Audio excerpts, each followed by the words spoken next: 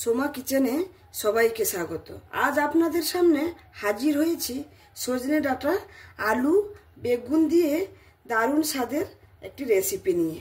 Season চেঞ্জের এই সময়টা এই রকম রান্না খেতে যতটা সুন্দর লাগে আর শরীরের জন্য ততটা কিন্তু উপকারী। আশা করছি আপনাদের খুব ভালো লাগবে।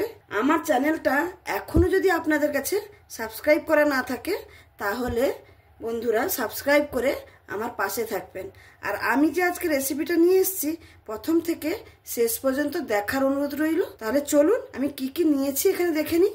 আমি এখানে সজনে ডাঁটাগুলোকে এরকম লম্বা লম্বা করে সুন্দর করে কেটে নিয়েছি। আর সজনে ডাঁটা দেখে নিশ্চয়ই বুঝতে পারছেন একদম নরম সজনে ডাঁটা, যে একদম ছোট যখনই বেরোয় সজনে ডাঁটাগুলো সেই অবস্থা সজনে ডাঁটাগুলো নিয়েছি। আর এরকম সজনে ডাঁটা খেতে কিন্তু খুবই ভালো লাগে, এত ভালো লাগে এই সজনে ডাঁটা খেতে। আমি এখানে এরকম লম্বা লম্বা করে কেটে নিয়েছি। আর সজনে ডাঁটার মতনই আলু আমি একটা নিয়েছি, আর আলুটাকেও আমি এরকম লম্বা করে কেটে নিয়েছি। আর আমি এখানে একটা বেগুনকে সেও এরকম আমি লম্বা করে কেটে নিয়েছি। আর এখানে নিয়েছি টমেটো, পেঁয়াজ আর কাঁচা লঙ্কা। তবে চলুন রান্না প্রসেসে যাওয়া যাক। এখানে আমি রান্নাটা শুরু করার আগে একটা মশলা করে নেব। মশলার জন্য এখানে একটা মিক্সারের জার নিয়েছি। আর জারের মধ্যে আমি দিয়ে দেবো 1 টিস্পুনের মতন সর্ষে, সাদা সর্ষে। এখানে কিন্তু আপনারা কালো সর্ষেও ব্যবহার করতে পারেন। আর দিয়ে দেব 2 টিস্পুনের মতন পোস্ত। ব্যাস, এখানে আর কিছু লাগবে না। এটাকে আমি সামান্য পরিমাণ একটু জল দিয়ে একটু ভিজিয়ে রাখবো, তারপরে আমি এটাকে পেস্ট করে নেব। এখানে আমি সবজিটা রান্না করে নেওয়ার জন্য প্রথমে কড়াই একটা বসিয়ে দিয়েছি। এবার কড়াইয়ের মধ্যে পরিমাণ মতো একটু তেল দিয়ে দেবো আলুটা ভেজে নেওয়ার জন্য। তেলটা গরম হয়ে গেছে। এখানে আমি আলুটা ভাজার জন্য প্রথমে একটু লবণ দিয়ে দেব, আর একটু সামান্য পরিমাণে একটু হলুদ দিয়ে দেব। হলুদটা দিয়ে তেলের সঙ্গে ভালো করে মিক্স করে নেব। মিক্স করা হয়ে গেছে। এবার আমি আলুটা দিয়ে দেব।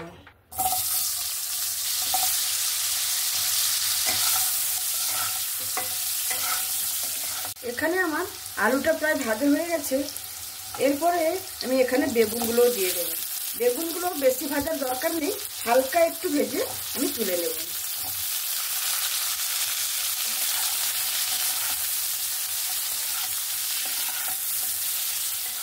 বেগুন আর আলুটা এখানে হালকা করে ভেজে নিয়েছি। এবার নামিয়ে নেব। কড়াইয়ের মধ্যে সামান্য একটু যে তেল আছে ওই তেলটার মধ্যে ডাঁটাগুলো দিয়েও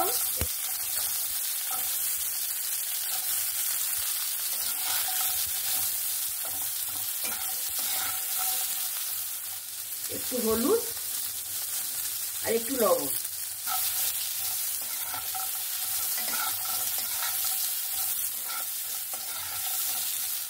এখানে আমি ডাঁটাগুলোকেও হালকা নাড়াচাড়া করে নিয়েছি 2-4 মিনিটের মতো। এবার আমি এটাকেও নামিয়ে নেব।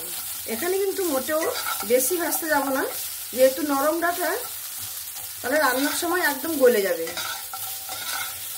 এখানে আমার সব কিছু ভাজাভাজি হয়ে গেল। এবার আমি রান্নার জন্য পরিমাণ মতন তেল দিয়ে দেব। এবার তেলটা গরম হলেই এখানে আমি ফোড়নে কিন্তু দেব কালো জিরে। এই রান্নাটা কিন্তু কালো জিরে ফোড়নে দিতে হবে। এখানে ফোড়নটা হয়ে এলেই আমি এখানে দিয়ে দেব পেঁয়াজ কুচি। একটা ছোট সাইজের পেঁয়াজ নিয়েছি। সবজিটা এখানে যে যেরকম নেবেন সেরকম পরিমাণে পেঁয়াজটাও দিয়ে নিতে হবে। এই পেঁয়াজটাকে ভালো করে একটু লাল লাল করে ভেজে নেব। পেঁয়াজ আর লঙ্কাটা হালকা ভাজা ভাজা হয়ে গেছে। এবার আমি টমেটোগুলো দিয়ে দেব। বন্ধুরা, এই রেসিপিটা সত্যিকারের খুবই অসাধারণ একটা রেসিপি। টমেটো দিয়ে আমি ভালো করে মিক্স করে নিয়েছি। আর বন্ধুরা, এই পর্যন্ত যদি আমার এই রেসিপিটা আপনাদের কাছে ভালো লেগে থাকে তাহলে অবশ্যই লাইক, শেয়ার, কমেন্ট এবং সাবস্ক্রাইব করে আমার পাশে থাকবেন। আর যদি খুব ভালো লাগে তাহলে বন্ধু বান্ধবদের সঙ্গেও শেয়ার করার অনুরোধ রইল। এই রান্নাটি খেতে কিন্তু খুবই অসাধারণ লাগে। আর এই রান্নাটি যদি আপনারা নিরামিষভাবে বানিয়ে নিতে চান, খালি পেঁয়াজটা আপনারা বাদ দিয়ে দেবেন, তাহলেই কিন্তু নিরামিষভাবে রান্না হয়ে যাবে। এখানে আমার পেঁয়াজ, টমেটো, কাঁচা লঙ্কা সুন্দরভাবে ভাজা হয়ে গেছে। এবার যে আমি মশলাটা পেস্ট করে রেখেছি সেটা এখানে দিয়ে দেব। সর্ষে আর পোস্ত।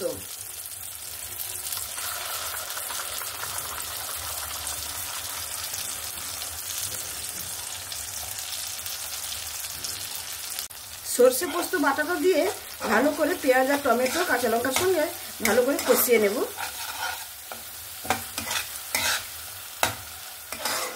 এখানে আমি 2-4 বার নাড়াচাড়া করে নিয়েছি। এবার আমি কিছু গুঁড়ো মশলা এখানে দেব। যেহেতু এটা আমি সর্ষে পোস্ত দিয়ে বানাচ্ছি, সামান্য পরিমাণে একটু হলুদ দেব, আর দেব একটু কালারের জন্য কাশ্মীরি লঙ্কার গুঁড়ো। ব্যাস, এখানে আর কিন্তু কোনো মশলা আমি ইউজ করব না। আর স্বাদ মতো লবণ দেব, দিয়ে ভালো করে মশলাটাকে কষিয়ে নেব।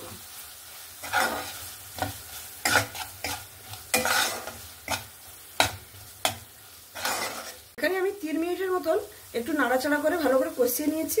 এবার যে মশলা ধোয়া জলটা দিয়ে আবারও আমি মশলাটাকে ভালো করে কষিয়ে নেব।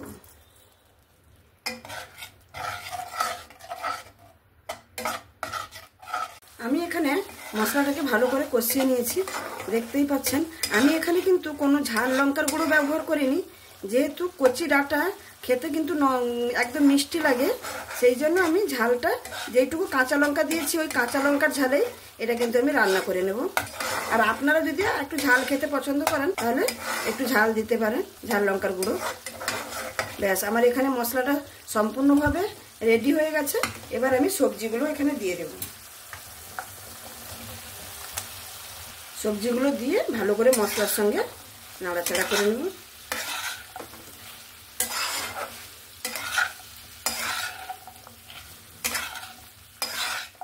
মশলার সঙ্গে ভালো করে আমি মিক্স করে নিয়েছি সবজিগুলো। এবার আমি এখানে একটু চিনি দিয়ে দেব। চিনিটা আপনারা যদি পছন্দ না করেন নাও দিতে পারেন। দিয়ে আবারও আমি মিক্স করে নেব।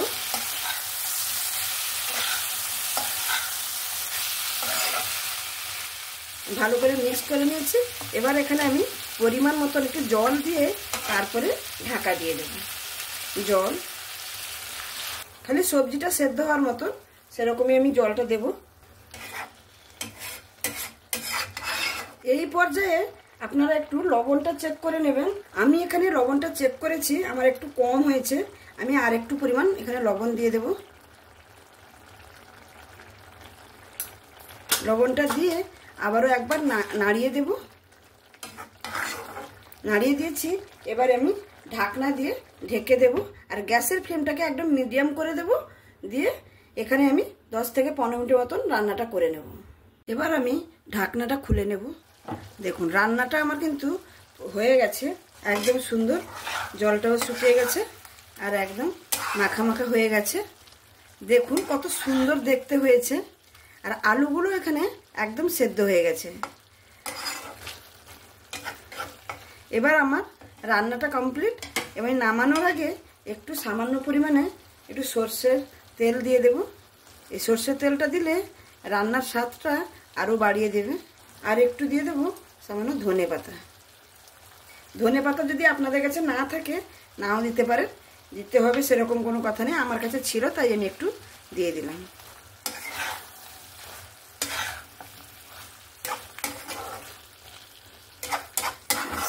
রান্নাটা আমার কমপ্লিট। এবার আমি আপনাদের কাছে পরিবেশন করে দেখাচ্ছি।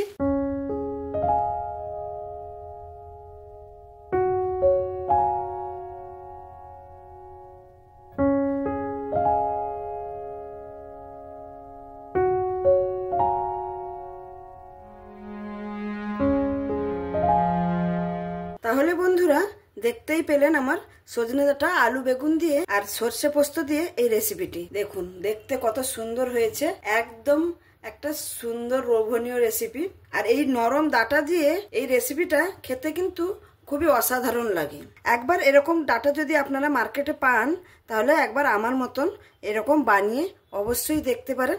এই সময়ই কিন্তু এই সজনে ডাঁটার সিজন, এই সময় নরম সজনে ডাঁটা কিন্তু মার্কেটে পাওয়া যাবে। তাহলে প্লিজ বন্ধুরা আমার মতন করে একবার বানিয়ে ফেলুন। আর যদি খুব ভালো লাগে তাহলে অবশ্যই কমেন্টের মাধ্যমে আমাকে জানাবেন।